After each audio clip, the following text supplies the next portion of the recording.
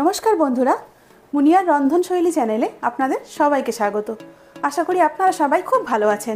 মাছে ভাতে বাঙালি, ভাতের পাশে আর কিছু থাকুক না থাকুক, যদি একটুখানি মাছ থাকে তাহলে কিন্তু আর কোনো কিছু সেরকমভাবে প্রয়োজন হয় না।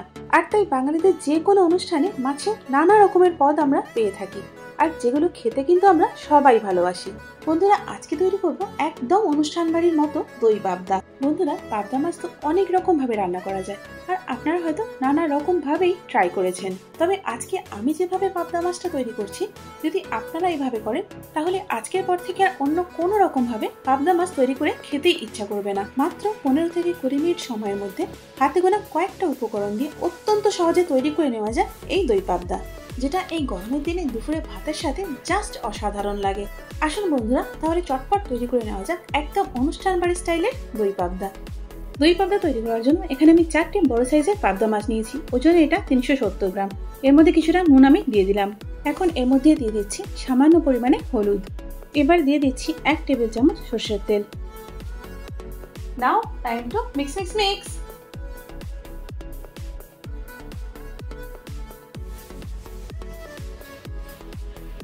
এখন নুন হলুদ মাখানো মাছগুলোকে আমি আলাদা রেখে দেবো। চলুন বন্ধুরা, এখন মশলাগুলো তৈরি করে নিই। এখানে আমি 2 রকমের মশলা তৈরি করব। সেই জন্য এখানে আমি 1/2 কাপ দই নিয়েছি, আর 8 থেকে 9টা কাজুকে আগের থেকে ভিজিয়ে রেখেছিলাম, আর নিয়েছি 5টা কাঁচা লঙ্কা। এখন এই তিনটের একটা পেস্ট আমি তৈরি করে নেব। এর সাথে এখানে নিয়েছি 1 টেবিল চামচ সাদা সর্ষে, 1 টেবিল চামচ পোস্ত এবং 1 টেবিল চামচ কালো সর্ষে। এই তিনটের একটা পেস্ট আমি তৈরি করে নেব। তো দেখুন বন্ধুরা, এখানে আমাদের সর্ষে পোস্ত পেস্ট এবং তার সাথে দই, কাজু এবং কাঁচা লঙ্কার পেস্টটাও তৈরি হয়ে গেছে। মশলা বলতে শুধু এই দুটোই। এখন মাছ ভাজার জন্য কড়াতে দিয়ে দিচ্ছি 3 টেবিল চামচ সরষের তেল। তেলটা গরম হয়ে গেছে। এবার এর মধ্যে আমি মাছগুলো দিয়ে দিচ্ছি, আর সাথে সাথে করে চাপাটাও দিয়ে দিচ্ছি, যাতে করে ছিটিয়ে না আসে। বন্ধুরা, কড়াতে মাছটা দেওয়ার আগে হাতের কাছে ঢাকাটা অবশ্যই রেডি করে রেখে দেবেন, কারণ পাবদা মাছ না বড্ড ফাটে। দেখুন বন্ধুরা, মাছগুলোতে সরষের তেল মাখানোর পরেও কত ফাটছে, আর এই জন্যই চাপা দেওয়াটা খুব জরুরি। মিডিয়াম হিটে মাছগুলোকে 3 থেকে 4 মিনিট ভেজে নেওয়ার পর এখন এগুলোকে আমি উল্টিয়ে দিচ্ছি। আবারও সাথে সাথে করেই আমি চাপাটা দিয়ে দিলাম। অনেকের দেখে হয়তো মনে হতেই পারে যে মাছগুলোকে আমি বেশ কড়া করে ভেজেছি। আসলে আমাদের বাড়িতে এভাবেই মাছ ভাজা হয়। মাছগুলো ভাজা হয়ে গেছে, এখন এগুলোকে আমি তুলে নিচ্ছি। এখন বাকি তেলের মধ্যে আমি দিয়ে দিলাম 1/2 চামচ কালো জিরে এবং 2টো ফাটিয়ে নেওয়া কাঁচা লঙ্কা। এবার এই ফোড়নটাকে একটুখানি নেড়ে নিচ্ছি। এখন এর মধ্যে দিয়ে দিচ্ছি আগের থেকে তৈরি করে রাখা দই, কাজু এবং কাঁচা লঙ্কার পেস্টটা। এখন মিডিয়াম হিটে পেস্টটাকে আমি ততক্ষণ নাড়বো যতক্ষণ না মশলার উপর তেলটা ভেসে ওঠে। 4-5 মিনিট মিডিয়াম হিটে মশলাটা নাড়ার পর দেখুন মশলাটা আগের থেকে গাঢ় হয়ে গেছে, আর তেলটাও উপরে ভেসে উঠেছে। ঠিক এরকম সময় আমি এর মধ্যে দিয়ে দিচ্ছি 1/2 চা চামচ হলুদ। হলুদটা দেওয়ার পর মশলাটাকে আমি ততক্ষণ নাড়বো যতক্ষণ না দইয়ের কাঁচা গন্ধটা চলে যায়। মিডিয়াম হিটে আরও 5 মিনিটের মতো মশলাটা ভেজে নেওয়ার পর দইয়ের কাঁচা গন্ধটা একেবারে চলে গেছে। এখন এর মধ্যে আমি দিয়ে দিচ্ছি আগের থেকে তৈরি করে রাখা সর্ষে পোস্তর পেস্টটা। যেহেতু সর্ষের পেস্ট, সেই জন্য এটা মিনিট 2-এর মতো ভেজে নিলেই হবে। ব্লেন্ডিং জারটা আমি 1/2 কাপ জল দিয়ে ধুয়ে নিয়েছিলাম, 2 মিনিট পর সেটাই দিয়ে দিলাম। জলটা দেওয়ার পর মশলাটা আরও একবার ভালো করে নাড়াচাড়া করে নিচ্ছি।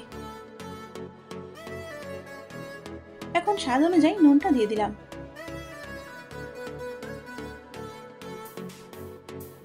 নুনটা গ্রেভিটার সঙ্গে খুব ভালো করে মিশিয়ে দিলাম।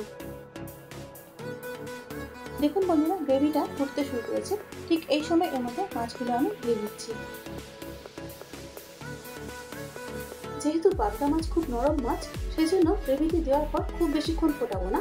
2 থেকে 3 মিনিট মতো ফুটিয়ে তারপর গ্যাসের ফ্লেমটা আমি বন্ধ করে দেবো।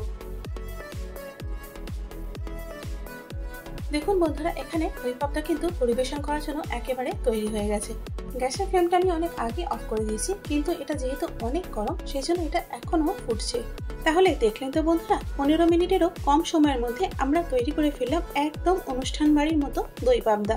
তাহলে বন্ধুরা, এবার যখন পাবদা মাছ নিয়ে আসবেন তখন কিন্তু এই রেসিপিটা অবশ্যই ট্রাই করবেন, আর গরম গরম ভাতের সঙ্গে খেয়ে আমাকে কমেন্টস করে জানাবেন আপনাদের এটা কেমন লাগলো। আশা করি আজকের এই সহজ সরল রেসিপিটা আপনাদের ভালো লেগেছে। যদি ভালো লেগে থাকে তাহলে একটা লাইক করে দিন, আর তার সাথে বন্ধু বান্ধব এবং পরিজনের মধ্যেও শেয়ার করে দিন। আর এরকমই সহজ ও ঘরোয়া রান্নার রেসিপির জন্য আমার চ্যানেলটাকে সাবস্ক্রাইব করে আমার পাশে থাকুন। সাথে সাথে বেল আইকনটাও প্রেস করে দিন, যাতে করে আমার পরবর্তী ভিডিও নোটিফিকেশনটা সবার আগে আপনি পেয়ে যান। এতক্ষণ সঙ্গে থাকার জন্য অনেক ধন্যবাদ।